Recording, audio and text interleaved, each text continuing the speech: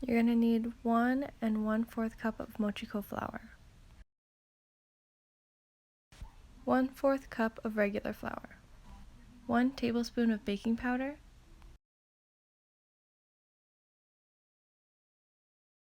1/4 teaspoon of salt, 1/3 cup of sugar, and then mix it all together. In a separate bowl, combine 2 tablespoons of melted butter, 1 tablespoon of pure vanilla extract, 1 large egg, and 1 cup of milk.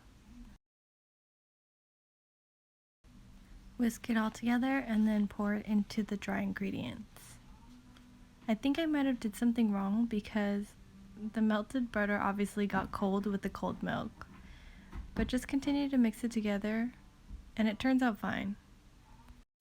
Once that's done, spray your waffle maker with a little bit of oil and then scoop a good amount of the dough into the waffle maker. Then you're going to close it and wait for it to be done.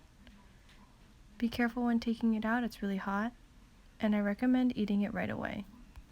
I've made a few other versions, one with another tablespoon of matcha powder, and then the other one was Kinako powder, which is a Japanese soybean, I think.